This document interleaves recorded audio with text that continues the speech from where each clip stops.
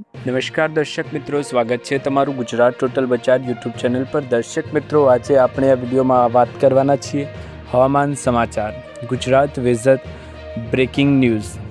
કાળઝાળ ગરમી વચ્ચે રાજ્યના કેટલાક ભાગોમાં છૂટો છવાયો વરસાદ પડવાની અંબાલાલ પટેલની આગાહી। હાલ તાપમાનમાં નહીં થાય કોઈ ઘટાડો।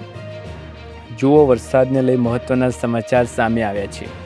આજે આ વિડીયોમાં હવામાનના લેટેસ્ટ સમાચાર આપણે વિડીયોમાં જાણવાના છીએ। તો વિડીયોમાં આગળ વધતા પહેલાં ચેનલ પર નવા હોય તો ચેનલને સબસ્ક્રાઈબ કરીને બેલ આઇકન જરૂર દબાવો અને વિડીયોને અત્યારથી જ એક લાઇક કરી દો। તો ચાલો શરૂ કરીએ। હાલ રાજ્યમાં ધોમધખતો તાપ પડી રહ્યો છે અને લોકો કાળઝાળ ગરમીથી ત્રાહિમામ પોકારી ઉઠ્યા છે।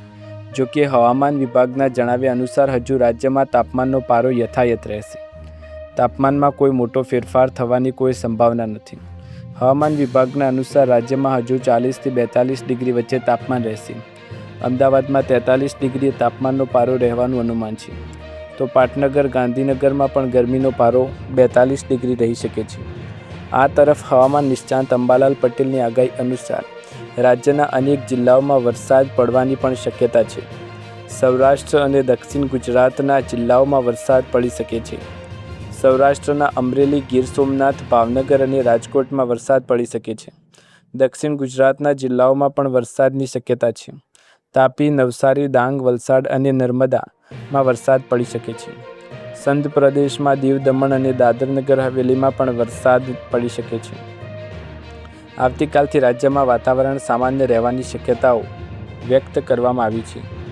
જ્યારે ગુજરાત સહિત 8 રાજ્યોમાં કાળઝાળ ગરમીનું રેડ એલર્ટ આપવામાં આવ્યું છે। ઉત્તર ભારતમાં તો પારો 48 ડિગ્રી સુધી પહોંચ્યો છે। ગુજરાતમાં ગરમીનો પારો 43 ડિગ્રી આસપાસ યથાવત છે। હવામાન વિભાગે 28 મે સુધી રાહત નહીં મળવાની આગાહી કરી છે।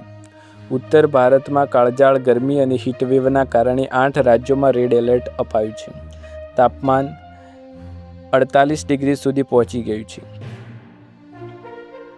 ગુજરાત રાજ્યમાં હાલ 43 ડિગ્રી સેલ્સિયસની આસપાસ તાપમાન નોંધાઈ રહ્યું છે, જે લોકોની સહનશક્તિ કસોટી લઈ રહ્યું છે। નવી આગાહી મુજબ ગરમીનો પારો આ જ રીતે 42થી 43 ડિગ્રી સેલ્સિયસ સુધી રહી શકે છે। ગુજરાતના વિવિધ શહેરોમાં તાપમાનની વાત કરીએ તો રાજકોટમાં સૌથી વધુ 43.5 ડિગ્રી સેલ્સિયસ તાપમાન નોંધાયું। અમદાવાદમાં 41.7 ડિગ્રી, ગાંધીનગરમાં 41.2 ડિગ્રી સેલ્સિયસ, અમરેલીમાં 41.7 ડિગ્રી સેલ્સિયસ, વિનગરમાં 41.3 ડિગ્રી સેલ્સિયસ અને કંડલા એરપોર્ટ પર 41.4 ડિગ્રી સેલ્સિયસ તાપમાન નોંધાયું છે। ઉત્તર પાકિસ્તાન તરફ સક્રિય થયેલી સાયક્લોનિક સિસ્ટમને કારણે વાતાવરણમાં બદલવાની શક્યતા વ્યક્ત કરાઈ છે, પરંતુ તાત્કાલિક રાહતની કોઈ આશા દેખાતી જ નથી। ઉત્તર ભારતમાં ગરમીનો પ્રકોપ વધુ ભયાવહ બન્યો છે। દેશના 8 રાજ્યોમાં ગરમીનું રેડ એલર્ટ અપાયું છે, જ્યારે પારો 48 ડિગ્રી સેલ્સિયસ સુધી પહોંચી શકે છે। દિલ્હી સહિત અનેક રાજ્યોમાં તાપમાન 45 ડિગ્રી સેલ્સિયસને પાર કરી ગયું છે। દિલ્હીમાં ભીષણ ગરમી અને હીટવેવના કારણે ઓરેન્જ એલર્ટ અપાયું છે। દિલ્હીમાં ગરમીએ 14 વર્ષનો રેકોર્ડ તોડ્યો છે અને ગઈકાલની રાત સૌથી ગરમ રાત રહી હતી। દિલ્હીની RML હોસ્પિટલમાં હીટ સ્ટ્રોકના કારણે 2 દર્દીની હાલત બગડી હોવાના અહેવાલ પણ આવ્યા છે। દેશના અન્ય મુખ્ય શહેરોના તાપમાન પર નજર કરીએ તો દિલ્હીમાં 43 ડિગ્રી, ઉત્તર પ્રદેશના લખનૌમાં 43 ડિગ્રી, મધ્યપ્રદેશના ભોપાલમાં 41 ડિગ્રી, રાજસ્થાનના જયપુરમાં 41 ડિગ્રી, બિહારના પટનામાં 39 ડિગ્રી, ઝારખંડના રાંચીમાં 39 ડિગ્રી, ચેન્નઈ, કલકત્તામાં 37 ડિગ્રી તાપમાન નોંધાયું છે। આ ભીષણ ગરમીના કારણે દેશભરમાં વીજળીની માંગમાં જબરજસ્ત ઉછાળો આવ્યો છે। વીજળીની માંગ વધીને 271 ગીગાવોટ પર પહોંચી છે અને જૂન મહિનામાં તે 283 ગીગાવોટ સુધી પહોંચવાની શક્યતા છે। દેશમાં વધી રહેલા વીજ માંગને ધ્યાનમાં રાખીને કેન્દ્રીય ઉર્જા મંત્રાલય એક્શનમાં આવ્યું છે। ઉનાળાની સિઝનમાં દેશના તમામ થર્મલ પાવર પ્લાન્ટ કાર્યરત રાખવાનો નિર્ણય લેવામાં આવ્યો છે। સામાન્ય સંજોગોમાં કેટલાક પ્લાન્ટ જાળવણી માટે બંધ કરાતા હોય છે, પરંતુ આ નિર્ણયથી દેશમાં 15,000 મેગાવોટ વધુ વીજળી મળવાની કેન્દ્ર સરકારને આશા છે, જે રાજ્યમાં વીજ અછતને ઓછી કરવામાં મદદ કરશે। મંત્રાલયના કોઈપણ પ્રકારના વીજ સંકટનો સામનો કરવો તૈયાર હોવાનો દાવો કર્યો છે। ઉત્તર પ્રદેશમાં દેશનું સૌથી ગરમ રાજ્ય બન્યું છે। ઉત્તર પ્રદેશના જિલ્લાઓમાં કાળઝાળ ગરમી સતત ચોથા દિવસે યુપીનું બાંદા દેશનું સૌથી ગરમ શહેર બન્યું છે, જ્યાં 47.6 ડિગ્રી સેલ્સિયસ તાપમાન નોંધાયું છે. પ્રયાગરાજમાં 46.6 ડિગ્રી સેલ્સિયસ અને આગ્રામાં 46 ડિગ્રી સેલ્સિયસ નોંધાયું છે. વારાણસીમાં 45 ડિગ્રી અને સુલતાનપુરામાં 45.6 ડિગ્રી તાપમાન નોંધાયું છે. એક અઠવાડિયા સુધી તાપમાન ઘટવાની કોઈ શક્યતાઓ રહેલી જ નથી. જ્યારે જામનગર બ્રેકિંગ ન્યૂઝ. જામનગરના કાલાવડમાં પંથકમાં કાળઝાળ ગરમી બાદ કમોસમી વરસાદ. જુઓ મહત્વના સમાચાર.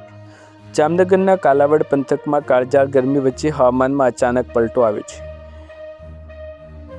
દિવસભરના તડકા બાદ બપોરના સમયે ગાજવીજ સાથે કમોસમી વરસાદ વરસ્યો હતો. આ વરસાદના કારણે રસ્તાઓ ભીના થયા હતા અને સમગ્ર વાતાવરણમાં ઠંડક પ્રસરી હતી, જેનાથી શહેરીજનોને ગરમીથી રાહત મળી હતી. જોકે આ કમોસમી વરસાદ ખેડૂતો માટે ચિંતાનો વિષય બન્યો છે. સત્તાવાર ચોમાસું હજુ બેઠું નથી અને આ વરસાદ કમોસમી જ ગણાય. હાલ લણણીનો સમય હોવાથી ખેતરોમાં ઉભેલા પાકને મોટા પાયે નુકસાન થવાના ભય ખેડૂતોને સતાવી રહ્યા છે. વરસાદના પાણી ફરી વળતા પાકને મોટું નુકસાન થઈ શકે તેવી ભીતિ સેવાઈ રહી છે. હવામાન વિભાગે આગાહી કરી હોવા છતાં આ કમોસમી વરસાદ ખેડૂતો માટે માઠા સમાચાર લઈને આવ્યો છે. ત્યારબાદના મહત્વની મુખ્ય સમાચાર વિશે વાત કરીએ તો ગુજરાતમાં 21 દિવસમાં 45 કરોડ લીટર ડીઝલનું વેચાણ. પેટ્રોલ પંપ પર ડીઝલ નથી, આ પાટિયા લાગ્યા. એક બાજુ છેલ્લા 4-5 દિવસથી સૌરાષ્ટ્ર, કચ્છ સહિત કેટલીક જગ્યાએ પેટ્રોલ પંપ પર ભારે વાહનોની કતારો અને ડીઝલ નથીના પાટિયા લાગી રહ્યા છે. તેની સામે મે મહિનામાં 21 દિવસમાં રાજ્યમાં ડીઝલનું વેચાણ 41% વધીને 45.27 કરોડ લીટરે પહોંચી ગયું હોવાનો દાવો કરાયો છે. સામાન્ય રીતે દર વર્ષે રાજ્યમાં પેટ્રોલ ડીઝલનું વેચાણ 2 થી 5% સુધી વધતું હોય છે, પરંતુ અછતની આશંકાના લીધે ડીઝલના વેચાણમાં ઉછાળો જોવા મળી રહ્યો છે. અછતની આશંકાથી વેચાણમાં આવ્યો મોટો વધારો.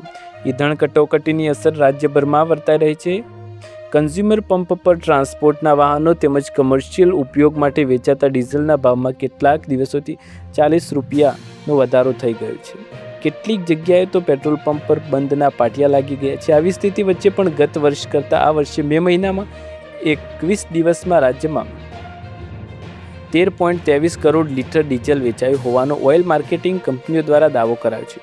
ગત વર્ષે આ સમયગાળામાં 32 કરોડ લીટરની સામે આ વર્ષે 45.27 કરોડ લીટરનું વેચાણ થયું, જેમાં કચ્છ, ગીર સોમનાથ અને બોટાદ જિલ્લામાં તો ડીઝલનો ઉપાડ 75 થી 79% વધી ગયો હતો. જ્યારે આણંદ, બનાસકાંઠા, ભાવનગર, જૂનાગઢ, પોરબંદર, સાબરકાંઠા સહિત જિલ્લાઓમાં 50 થી 60% વધારે વેચાણ થયું છે. આ અગાઉ માર્ચ મહિનામાં પણ ઈંધણની તંગીના ભણકારથી વેચાણ 19% જેટલું વધી ગયું છે. દર્શક મિત્રો, આ હતા મહત્વના સમાચાર. તમને વિડીયો પસંદ આવે તો વિડીયોને લાઇક, શેર, કમેન્ટ કરો. ચેનલ પર નવા હો તો સબસ્ક્રાઈબ કરો. આવા જ અવનવા લેટેસ્ટ સમાચાર અને લેટેસ્ટ વિડીયો જોવા માટે ચેનલ સાથે જોડાયેલા રહો. ફરી એકવાર નવા વિડીયોમાં મળીશું નવા સમાચાર સાથે. ત્યાર સુધી તમારા બધાનો આભાર. જય હિન્દ, જય ભારત.